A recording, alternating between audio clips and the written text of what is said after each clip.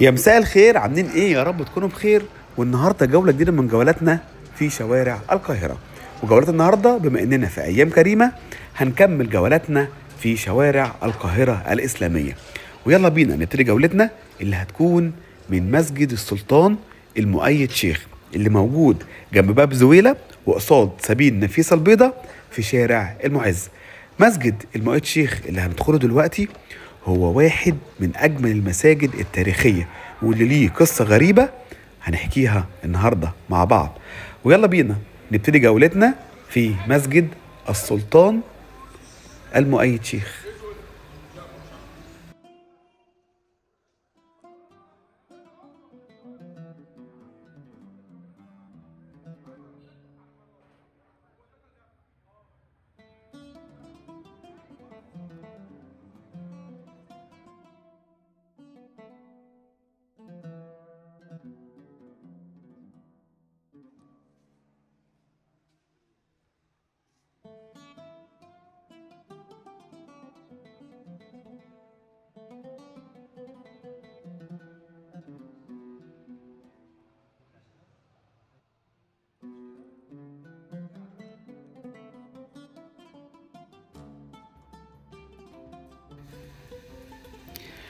المسجد من جوه جميل جدا، بس كالعادة محتاج صيانة وتجديدات. مسجدنا ليه 4 واجهات خارجية، بس أهم واجهة فيهم هي الواجهة اللي بتطل على شارع المعز واللي احنا دخلنا منها. باب المسجد اللي شفناه أول ما دخلنا ده باب مسجد السلطان حسن اللي موجود عند القلعة، ويقال إنه اشترى باب المسجد ده ب 500 دينار، وهو باب من النحاس الخالص. طيب، أول ما ندخل كده هنلاقي قدامنا أو جوه المسجد هنلاقي الساحة الداخلية اللي قدامنا دي. الساحة دي في النص، هو المكان اللي في النص دي اسمها الميضة أو المكان اللي بيتوضوا فيه. وبعدين مكون من 4 أيوانات اللي هي ال4 جوانب الداخلية بتاعت الساحة دي. طبعا دي كلها مخصصة للصلاة. واحنا حاليا أصلا دلوقتي داخلين على صلاة الظهر إن شاء الله. هنصلي بقى الظهر بإذن الله، وبعد كده نكمل جولتنا في مسجد السلطان المؤيد شيخ، المسجد الرائع اللي محتاج بس لمسة ترميم جميلة، هيكون أجمل من كده بكتير.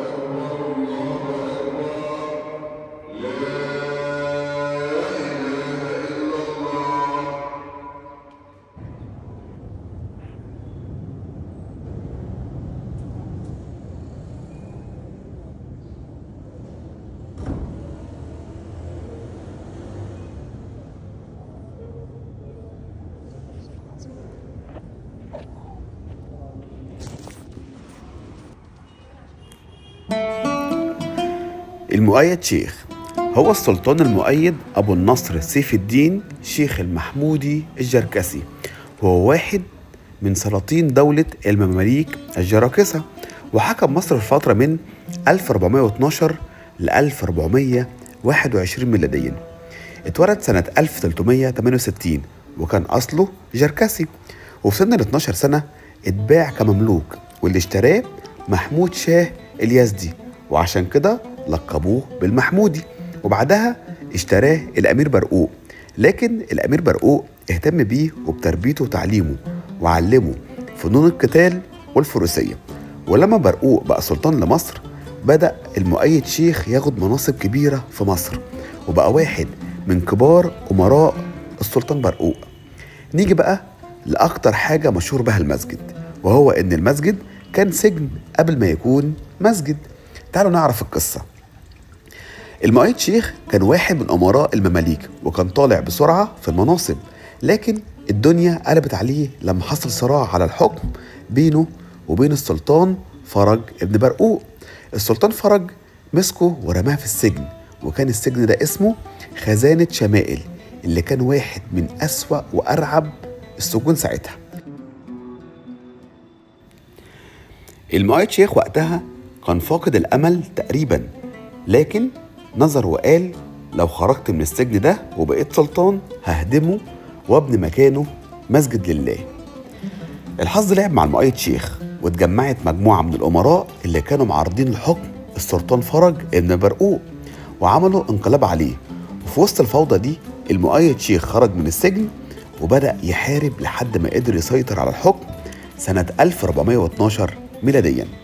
وأول ما بقى السلطان كان عنده هوس بتنفيذ ندره، فقرر يهدم سجن خزانة شمائل وبدأ في بناء مسجد المؤيد شيخ اللي قدامنا ده، واللي دلوقتي واحد من أجمل وأهم المساجد التاريخية في القاهرة.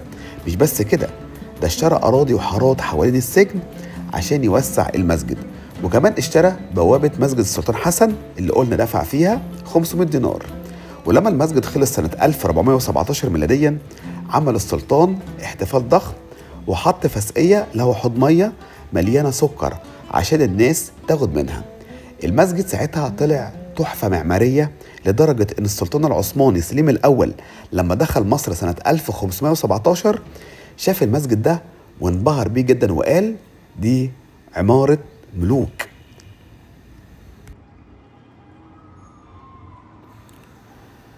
كده خلصنا القصة الجميلة والمشهورة للمسجد وسبب بناه.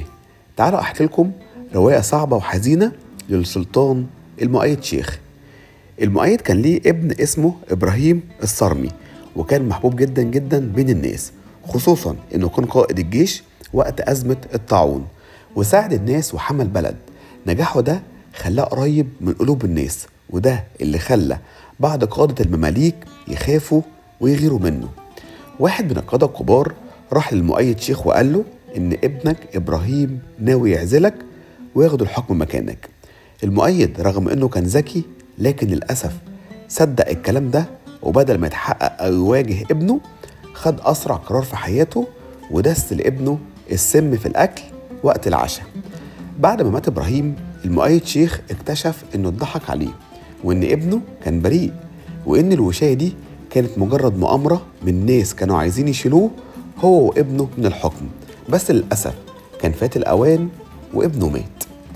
بعد الحادثة دي المؤيد شيخ دخل في حالة حزن شديدة وحياته كلها اتغيرت. عاش في ندم شديد وكان دايما حزين. ولما مات سنة 1421 ميلاديا اتدفن جنب ابنه في مسجد المؤيد شيخ.